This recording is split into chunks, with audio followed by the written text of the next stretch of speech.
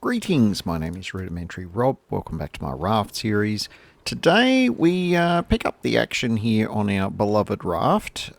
We did pretty much everything that we wanted to do at this particular desert island, so we're in the process of casting off. And there are some plans afoot, not the least of which is the very least size that this episode has ended up being. So, yeah, find yourself a comfy spot and let's get into it.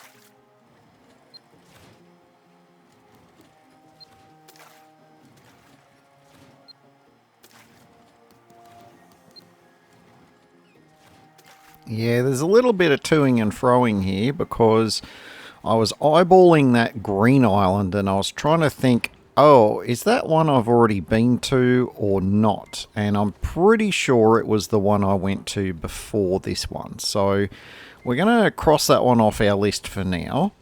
But we do want to set sail for another green island because we are very, very much in let's get some titanium mode. So essentially anything that pops up on my radar, particularly the green ones, we are going to be stopping at those islands to do a little treasure hunt and hopefully get some titanium. Except, in a little bit of light research that I did, I accidentally stumbled across the fact that apparently there are multiple treasure spots on Balboa Island. So that's why we've plugged the coordinates in for Balboa, and that's why we're going to start making our way in that direction.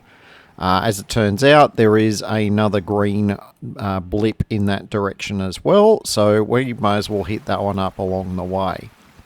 Now, in addition to the green blips and the blue blips, we don't get blips for small islands, so we just got to keep our eyeballs peeled and just see if we can spot them as we go. Now, we're still under sails here because we have a very favourable wind for this travel, so we're going to make use of it. And we are... Oh, actually, are we under sail? I don't have sails down. That's not going to mean that I'm under sail. I must still have my motors running. Things you forget. Anyway. Yeah, I did my chop-down edit of this particular episode a little while ago, and I'd sort of forgotten the order of events, so don't mind me. This is the downside of not making a script. But, yeah, anyway. I feel like I would be breaking my rudimentary brand if I started getting too scripted. So that, and I don't think the brain tolerates writing scripts anyway. But look, all of these things could potentially evolve in the future. But for now, all of this stuff is very much ad-libbed after I chop the episode down to a useful length. Obviously keeping in as much of the good stuff as I can manage. Now, we've docked up at this small island, and predictably it does have one treasure spot on it, and we're pretty much on the right spot there now. We may have overshot by a few millimeters. There it is. And it's a briefcase again. Nice. Okay, so the briefcases, we very definitely get one piece of titanium ore out of those. So that was definitely worth the effort to come to the island. That said, though, honestly, coming to these little islands just to get, the extra wood and fruit it's worth the trip. Now, in this particular instance, because I'm so well stocked on the other metals, we're not actually going to bother dealing with the reef on this island. Look, I'm probably going to end up going back to needing to clear reefs at some point, but I'm more interested in getting some titanium for some quality of life sort of improvements on the raft. Most notably, the engine thing. I've decided that that's actually a very, very useful thing that I want. And now that we're grinding the reputation, and there'll be more on that in a coming episode, but now we're grinding reputation, we need to be producing trash cubes. Now, notwithstanding the materials that we need to put into the trash compactor to make a cube, the compactor itself runs on battery power, which means I'm chewing batteries while I'm generating cubes. So we do really want the battery charger. I'm getting, I think, about half of a large chest of dud batteries at this stage because I've used them. And that is not going to get any better between now and when I get enough titanium to make the battery charger. So my tune has changed quite dramatically since the previous episode. At the moment, I'm prioritizing the battery charger. I was a bit worried about the amount of biofuel that it was going to want. But now that I've used the motors, so this run was, I don't know, it was probably about 1,000 meters, and we used about half a tank. Now, half a tank is only 2 biofuel. Like the entire tank, like the storage tank up here, it's 4 biofuel to fill it. So it only took 2 to top it up from this trip that I did this episode. So biofuel is very efficient. So, and we're going to have enough resources, even if I'm just planting a bucket load of potatoes, we're going to have enough resources to keep up with a battery charger and sporadic use of the engines. It's not seeming to be much of an issue at all at this stage.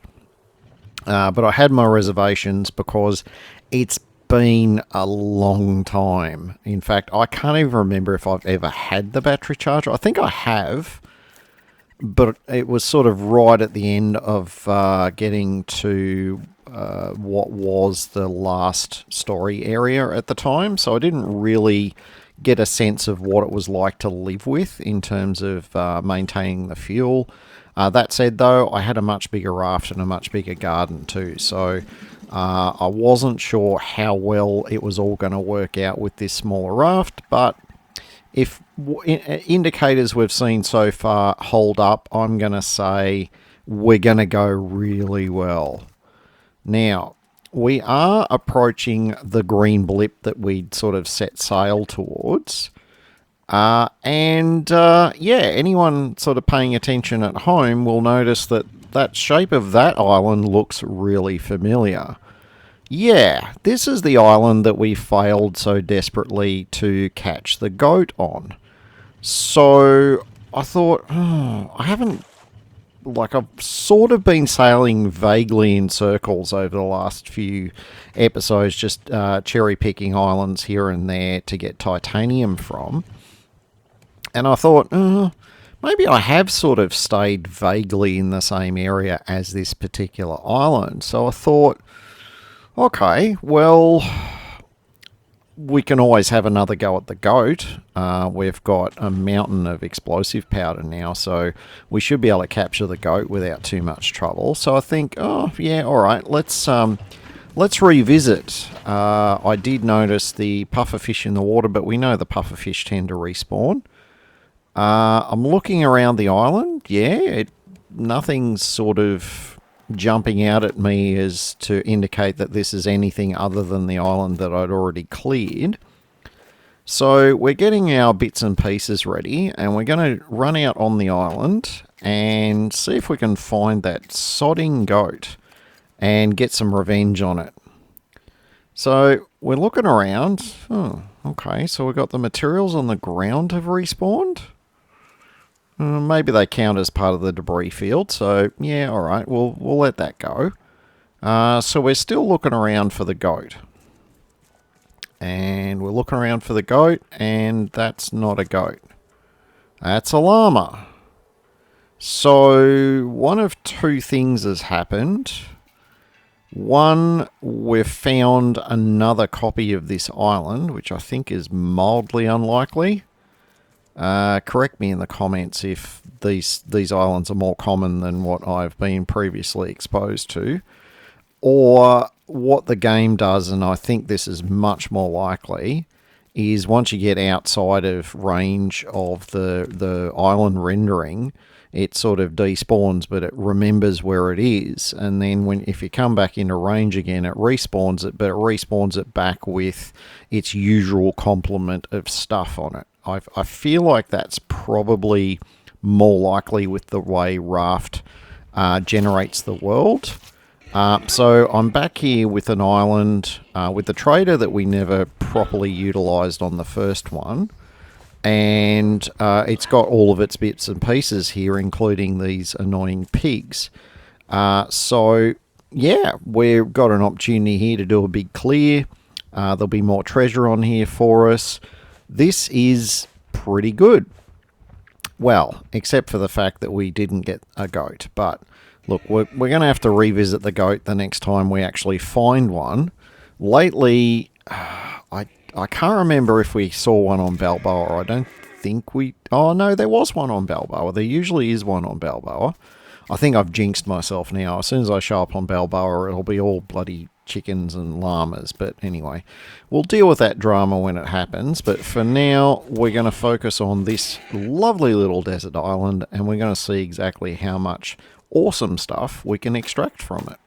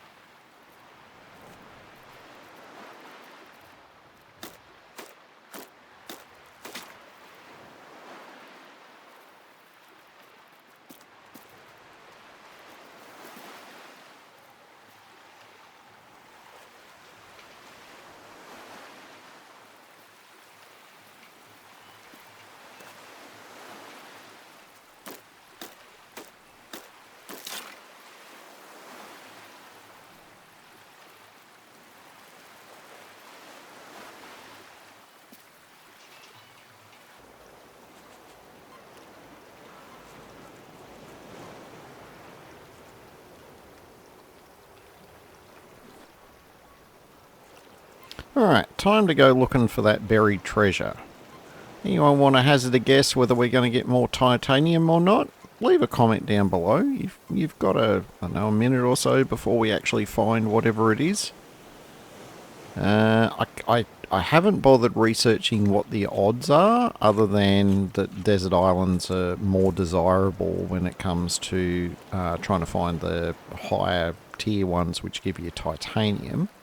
And, well, this is Desert Island, so, you know, feels like the odds are kind of in our favour a little bit. But are we actually going to get any?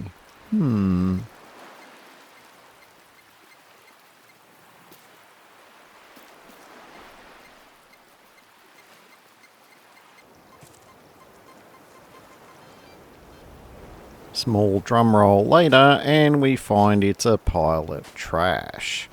So, yeah, it's, look, the pile of trash is useful, and we are getting a bit of metal ore and rope and, you know, plastic and all that other good stuff. So they're not a total waste of time.